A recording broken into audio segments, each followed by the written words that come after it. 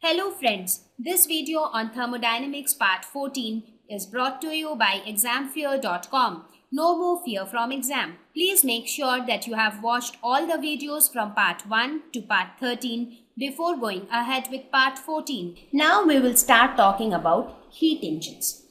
So till now whatever we studied about was the first law of thermodynamics, the zeroth law of thermodynamics, various terms related to thermodynamics to give you a basic knowledge of what is this topic all about. Now we will look at application of thermodynamics. So heat engine is something which we see, which we see in our life. It is something which is applicable, which is useful to us. So this heat engine was developed on the basis of thermodynamics. So let us first see what is a heat engine, and then we will see how does a heat engine work. Heat engine is a device that converts heat into work.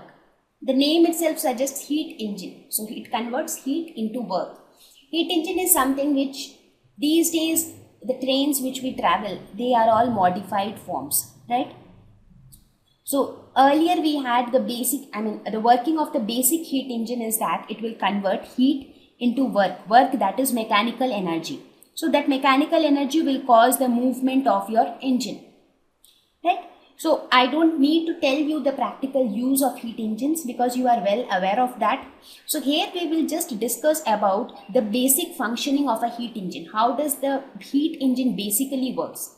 No matter how complicated the engine of your train looks like, but the basic functioning is still the same. So the components which form a heat engine includes working substance. What is that working substance? It is the substance. For example, if we talk about a steam engine, steam is the working substance, right? So the steam engine and all, or diesel engine or gasoline engine, they all fall under the category of heat engine. Right? Just that the working substance in each of them is different, so they are named accordingly. For a steam engine, the working substance is steam. For a diesel engine, the working substance is a mixture of diesel and the fuel vapor, diesel vapor and water. Similarly, in a gasoline engine, it is a mixture of fuel vapor plus water. So the working substance is different in each of the cases, but the basic functioning remains the same. It has an external reservoir at a higher temperature. What is that external reservoir? That external reservoir is basically, it can be any object which is different in different vehicles. Like for example, your car engine, the engine in your car, or the engine in your bike, or the engine in a train. They all will have different kind of reservoirs constructed there. But the basic thing is that reservoir should be at a higher temperature. Similarly, there is another reservoir which is at a lower temperature. What do you mean by the term reservoir? Reservoir is something, it is, you can think it of a container which is used to store something. So you can imagine a picture like that for a reservoir. So if you have these three basic things, you can have a heat engine. So basically in heat engine, a body is configured to do work when placed in alternating contact with hot and cold bodies which are able to supply heat and absorb it. So why do we have an external reservoir at higher temperature? So that if it is at higher temperature, it can supply heat. And why do we have another external reservoir at lower temperature? If it is a lower temperature, it can absorb the heat. So one reservoir will supply heat and the other one will absorb it. So what will the engine do? The engine will basically absorb heat from the reservoir at higher temperature. It will do some work on the surroundings. That work is nothing but which gets converted into mechanical energy and which makes the vehicle move. And the remaining amount of heat is given back to the reservoir at a lower temperature, and this cycle keeps going on and on. So let us understand it with the help of this diagram. Let us suppose we had a hot reservoir and a cold reservoir. So if you see the direction of the arrow, it says that this heat engine, let us suppose it takes heat Q1 from this hot reservoir. Let us suppose this hot reservoir is at temperature T1 and the cold reservoir is at temperature T2. So obviously T1 is greater than T2. So the system will take Q1 amount of heat from the hot reservoir. It does some amount of work W on the surroundings, and the remaining amount of heat, that is Q2, is returned to the cold reservoir, which is at temperature T2. So if you take the example of a steam engine or any other vehicle which you see around you, so you will see that this work done which the engine does on the environment or the surroundings is nothing but what we see in the form of mechanical energy that is transferred to the wheels of the vehicle, that makes the wheels of the vehicle move, and as a result the vehicle as a whole move. So this is how heat engine converts heat energy into work, which is very much useful to us. Now when we talk of heat engine, it becomes very important to talk about efficiency of an heat engine. Efficiency means how efficient the engine is. Even if you think of efficiency of a student, we often talk about in your class, your teacher must be telling that Ram is more efficient than Shyam. That means Ram gives more output, or if you give same input to both Ram and Shyam, Ram's output is better, right? So efficiency is something about your performance. How are you giving out with whatever input is given to you? So similarly, in case of a heat engine, what is the output?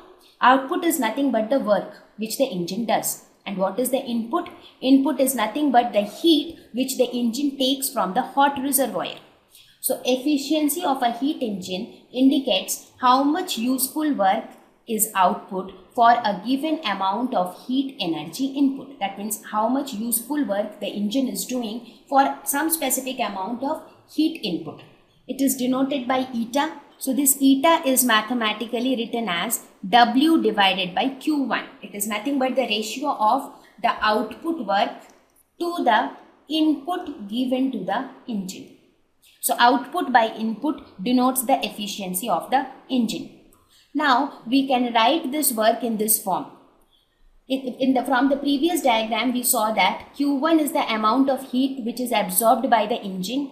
It is partly used up in doing work, and the rest of the heat is given back to the reservoir which is at a low temperature. So this is the equation.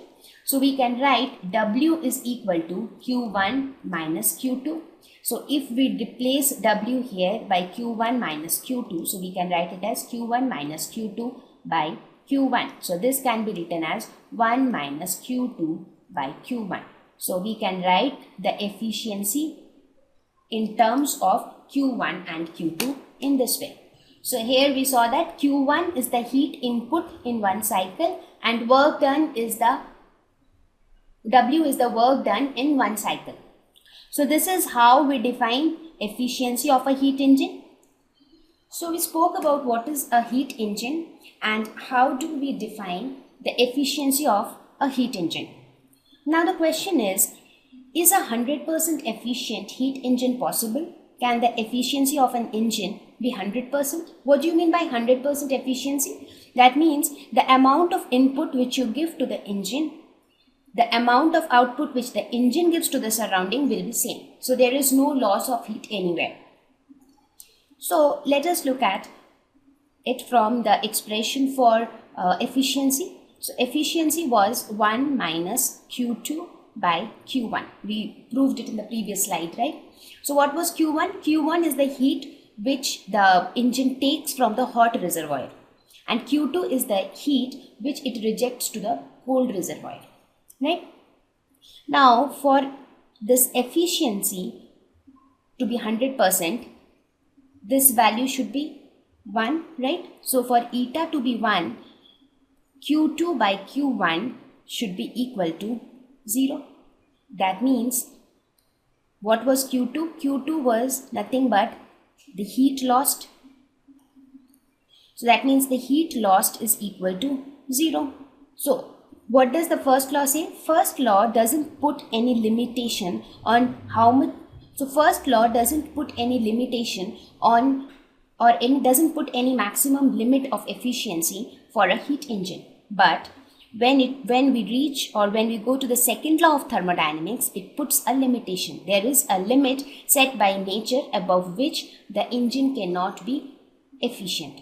So no heat engine practically can be 100% efficient, because there is always some heat which is lost to the surroundings. So you just cannot avoid this heat loss.